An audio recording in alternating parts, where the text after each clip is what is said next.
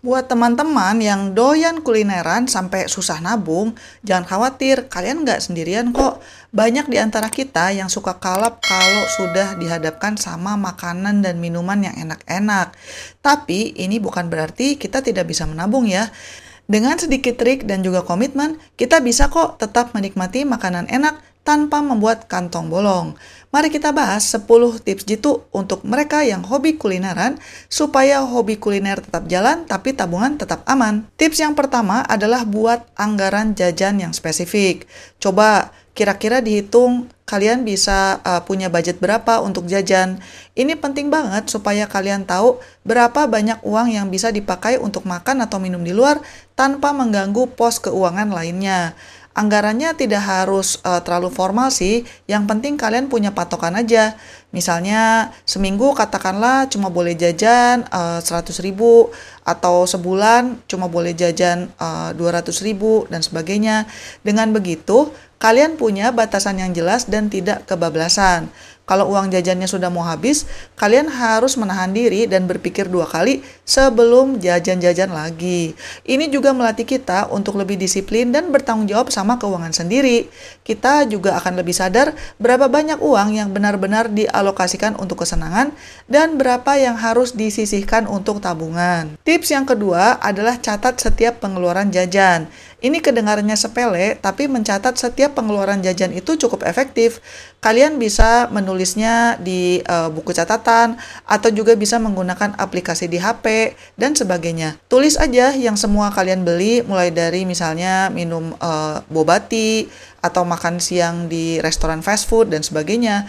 Dengan begitu, kalian bisa melihat pola pengeluaran kalian. Bisa jadi kalian baru sadar, oh ternyata banyak juga ya uang yang keluar hanya untuk beli kopi, atau kalian ternyata sering beli makanan ringan padahal nggak terlalu lapar, tapi tetap dibeli hanya karena kebiasaan. Mencatat pengeluaran ini juga akan menjadi pengingat visual yang kuat.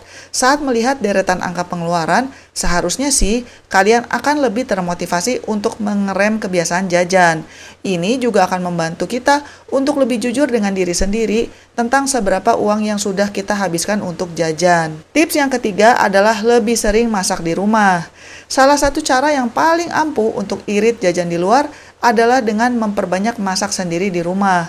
Selain lebih hemat, masak di rumah juga seringkali lebih sehat dan higienis. Kalian juga bisa bereksperimen dengan resep-resep baru atau masak menu favorit.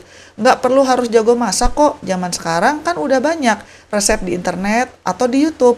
Mulai saja dengan membuat makanan sederhana yang mudah dibuat. Kalau perlu, ajak teman-teman dan keluarga untuk masak bareng supaya lebih seru dan tidak bosan. Dengan rutin masak di rumah, kalian bisa menghemat banyak uang yang tadinya dipakai untuk makan di luar. Uang yang dihemat ini bisa langsung dialokasikan ke tabungan kalian atau bisa juga dipakai untuk membeli bahan makanan yang lebih berkualitas.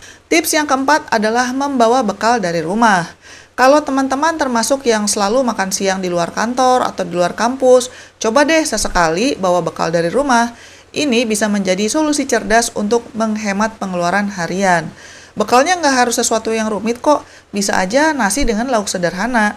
Selain hemat, membawa bekal juga akan memastikan kita makan makanan yang lebih sehat dan juga lebih bersih. Kita juga bisa mengatur porsi dan bahan-bahan sesuai selera. Ini juga berguna untuk mengurangi godaan untuk jajan makanan tidak sehat di sekitar tempat kerja atau kampus. Membawa bekal juga bisa menjadi kebiasaan baru yang menyenangkan. Kalian bisa menyiapkan bekal itu misalnya di weekend ya, kemudian tinggal dibekukan atau ditaruh di kulkas, dan itu bisa menjadi bagian dari rutinitas mingguan kalian yang positif. Lumayan loh uangnya kalau dikumpulkan, uang bekal sehari-hari itu bisa menjadi tabungan yang signifikan, atau bahkan bisa dipakai untuk sesuatu yang lebih signifikan, misalnya untuk kalian membeli gadget baru di kemudian hari, atau bisa untuk investasi, atau bisa untuk liburan, dan sebagainya. Tips yang kelima adalah kurangi frekuensi jajan minuman cepat saji. Minuman cepat saji atau juga minuman kemasan, misalnya aja kopi kekinian atau teh boba, memang menggoda banget. Tapi kalau kalian hitung ya per bulannya, uang yang kalian habiskan untuk beli minuman-minuman seperti ini tuh angkanya itu bisa lumayan loh. Kalau kalian belum bisa berhenti sama sekali, Minimal cobalah kurangi frekuensi membeli minuman seperti ini. Kalian bisa ganti dengan air putih dari rumah, atau bikin kopi atau teh sendiri. Dan zaman sekarang kan juga banyak tuh minuman instan yang udah disaset, kalian bisa bikin sendiri. Atau bisa juga kalau mau minum jus, bikin di rumah sendiri. Rasanya memang mungkin sedikit berbeda, tapi harganya juga akan jauh lebih murah. Kalau kalian masih belum bisa berhenti, coba tentukan hari-hari apa yang dimana kalian memang masih boleh membeli minuman seperti ini. Misalnya aja, hanya boleh beli di hari Sabtu sebagai reward setelah semingguan sudah bekerja. Ini bisa membantu kalian untuk tetap menikmati hidup tanpa harus menjadi boros. Tips yang keenam adalah manfaatkan promo dan diskon dengan bijak. Siapa sih yang gak suka promo? Apalagi aplikasi pesan antar makanan seringkali menawarkan diskon atau promo menarik.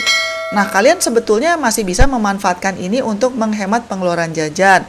Tapi harus menggunakan promonya dengan bijak. Jangan sampai karena ngebelain promo doang, kalian malah jadi kalap beli banyak, padahal sebetulnya tidak terlalu butuh. Pastikan kalian memang membeli makanan yang akan dikonsumsi dan promonya itu memang betul-betul menguntungkan. Karena promo seharusnya menjadi alat untuk berhemat, bukan menjadi pemicu kalian membeli barang yang tidak perlu. Sebelum check out, selalu bandingkan harga dan pastikan promo yang dipilih memang paling menguntungkan. Karena ada juga promo yang kelihatannya besar tapi sebenarnya tidak terlalu banyak berhemat. Jadi tetap teliti ya teman-teman. Tips yang ketujuh adalah tentukan hari jajan atau nabung. Coba kalian tentukan hari-hari khusus di mana kalian boleh jajan, atau justru hari mana yang kalian tidak boleh jajan sama sekali. Ini bisa menjadi strategi yang efektif untuk melatih kedisiplinan dan mengelola pengeluaran. Misalnya aja, kalian hanya boleh jajan di hari Sabtu atau Minggu, sementara di hari kerja, kalian tetap berkomitmen untuk bawa bekal atau masak dari rumah. Atau bisa juga kalian punya hari bebas jajan misalnya tiap hari Selasa supaya tetap bisa nongkrong dengan teman-teman saat jam makan siang. Sementara hari lainnya jadi hari menabung.